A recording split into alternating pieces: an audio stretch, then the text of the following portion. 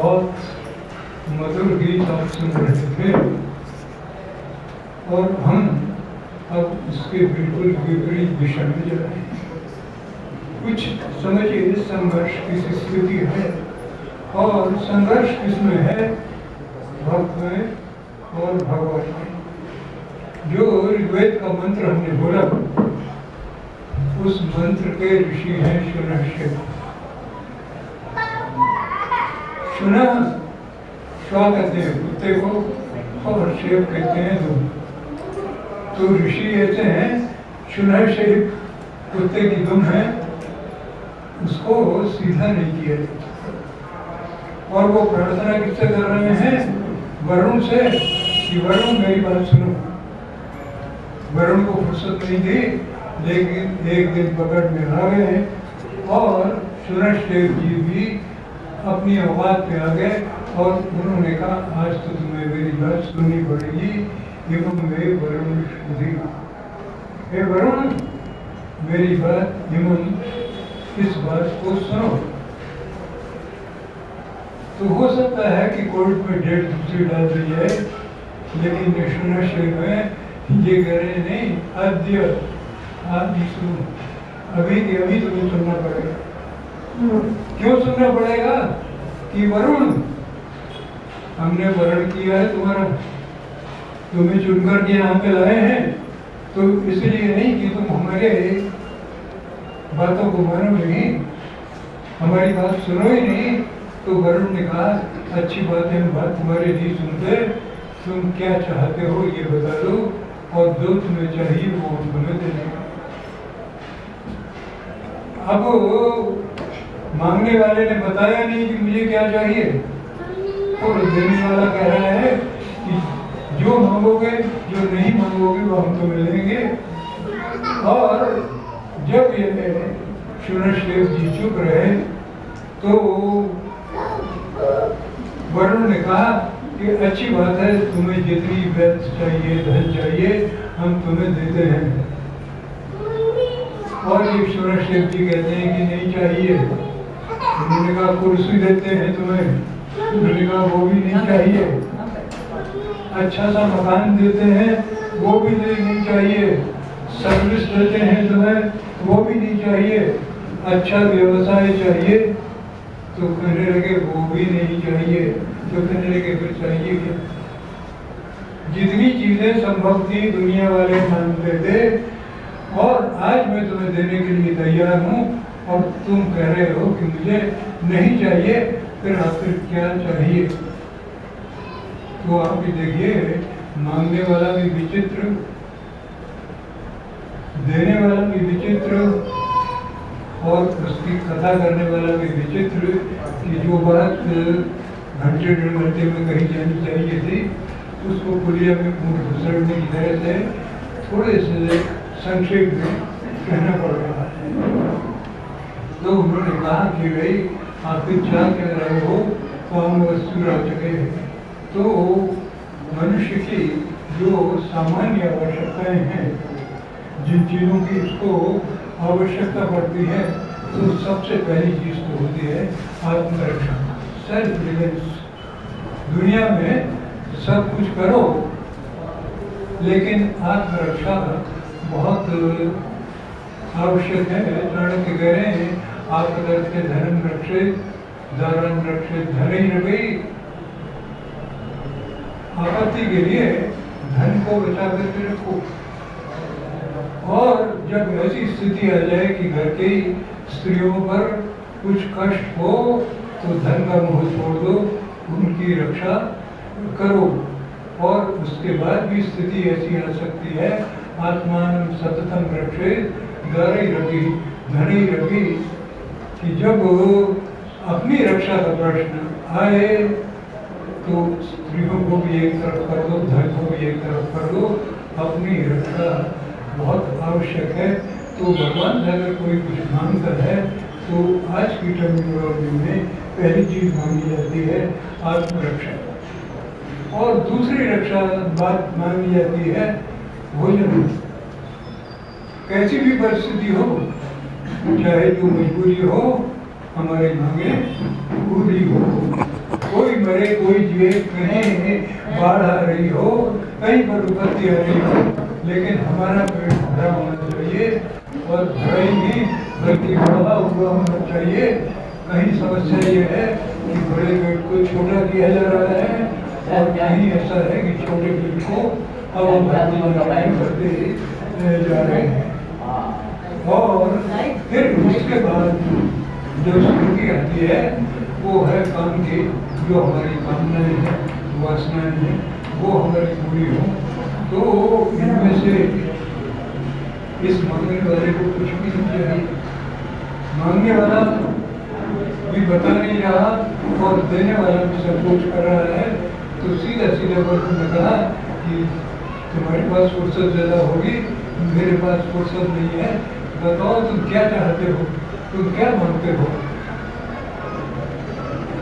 महाभारत का विषय है, उससे पहले कृष्ण जी विश्राम कर रहे हैं और उनसे सहायता के लिए अर्जुन भी बैठा हुआ है और दुर्योधन भी बैठा हुआ है। दुर्योधन पैरों की तरफ बैठा है, अर्जुन सिर की तरफ बैठा है। कृष्ण की आँख खुलती है और दुर्योधन से पूछते हैं क्या चाहिए। तो दुर्योधन ने कहा कि युद्ध होने वाला है, आपकी जितनी भी सेना है, आपके जितने भी शस्त्र है, वो हमें चाहिए, हमें युद्ध में ये बात करनी है। तो कृष्ण ने कहा वस्तु तुम मांगने के लिए आए हो, तुम कहने के लिए आए हो, मेरे दरवाजे पे आए हो, खाली नहीं जाओगे, सब शस्त्र भी तुम्हें दिए, सारी सेना भी तुम्हें दी। और फिर उन्होंने मुड़ करके देखा कि अर्जुन भी बैठा हुआ है, उन पर दुष्ट हुई है, लेकिन अब अर्जुन को क्या दे, युद्ध के लिए जो जीतने के लिए आवश्यक चीज थी, मैंने कि अर्जुन अब तुम्हें क्या दें। उन्होंने कहा मुझे कुछ नहीं चाहिए, मुझे आप भी चाहिए। तुम साहिल पे होते और कश्ती डूबती हो, हम कुछ नहीं मांग रहे हैं, तुम किनारे पे खड़े खड़े तमाशा देखना और हमारी नाव डूब रही हो, और अगर डूब जाए तो कोई हमें बुरा नहीं कहेगा, यही कहेगा कि ये भगवान ऐसे थे कि अपने भक्त की रक्षा नहीं कर सके। तो कहा कह रहे हैं अवश्य हो आ सके, मैं ये चाहता हूँ कि मैं आपको ही प्राप्त कर सकूँ, आपके अंदर ही निवास कर सकूँ।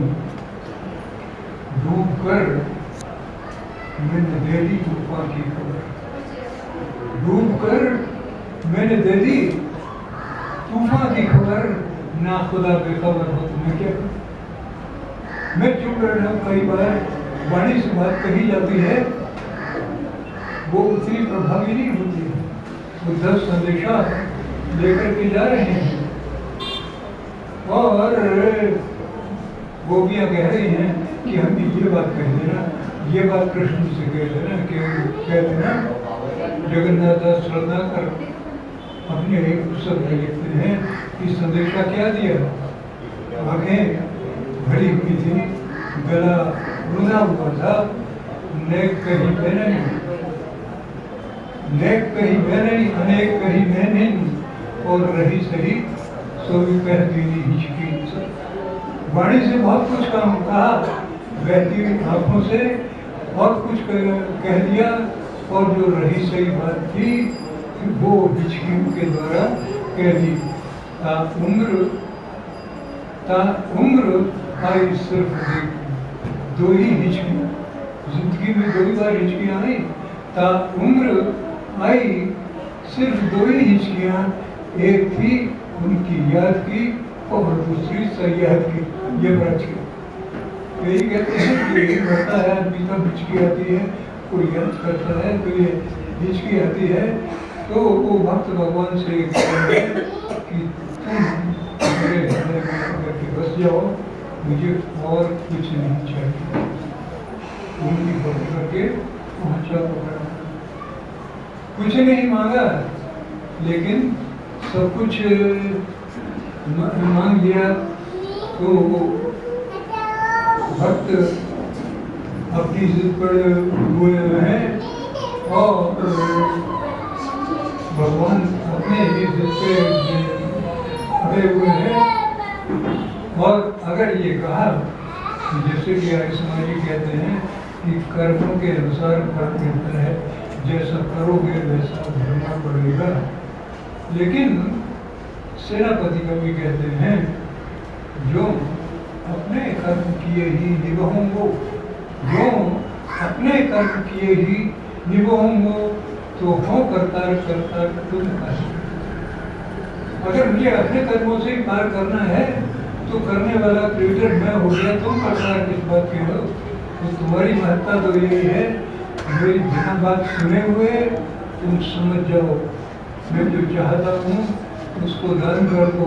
और इतने पे भी समझ में न आए तो साफ साफ कह रहा हूँ कि मुझे एक ही चीज़ चाहिए कि तुम मेरे हृदय बना करके बस जाओ, हृदय अपना बना आसन बिछाऊँ, तुम्हें तक प्रेम से उस पर बिठाऊँ।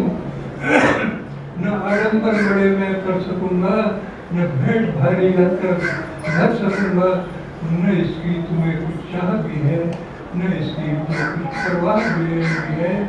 तो ये भक्त की बात है। और अगर भगवान के सामने जाए, कभी ऐसा मौका आए तो उससे आप क्या मांगे?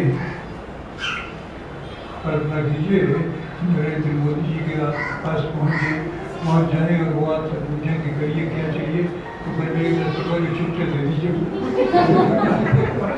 तो या तो अपने स्तर से मांगो या उनके स्तर से मांगो। तो सीधी सीधी बात है कि कुछ नहीं मांग के भी सब कुछ मांग लिया कि भगवान तुम मेरे हृदय में आ गए, और जिस दिन तुम मेरे हृदय के अंदर निवास करने लगे, फिर मुझे दुनिया में कोई आकर्षण नहीं है।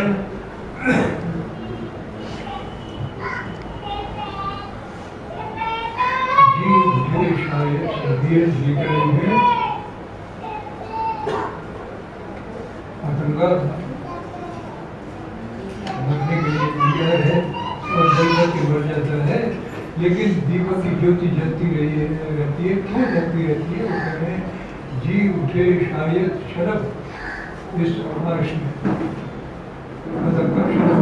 जी उठे शायद शरब इस आर्श में, रात भर रोते हुए दिया जाता रहा प्राण, प्यार की आरती लिए ये कारवां चलता रहा। तो चैन दोनों में से किसी को भी नहीं है। उल्फत का तब मजा है, दोनों बेकरार, दोनों तरफ आग बराबर लगी हुई, परवाना मर रहा है जल करके, और जलने के बाद भी उसके वियोग में ये ज्वाला जल रही है। भक्त ढूंढ रहे हैं कि कोई भी भगवान मिल जाए जो उसकी बात समझ ले, पूरी कर दे। और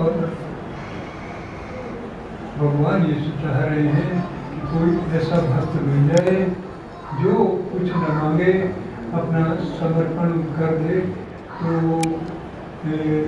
विषय की हमने केवल भूमिका आपके सामने रखी है। वरुण को ही क्यों चुना, वरुण की क्या विशेषता है, और सुनाशेद का वास्तविक अर्थ क्या है, और मांगने की कौन सी अदाएँ हैं। लेकिन समय साथ नहीं दे रहा, समय समय का खेल है, और समय का खेल और समय का और घटी देर हो गई। एक मिनट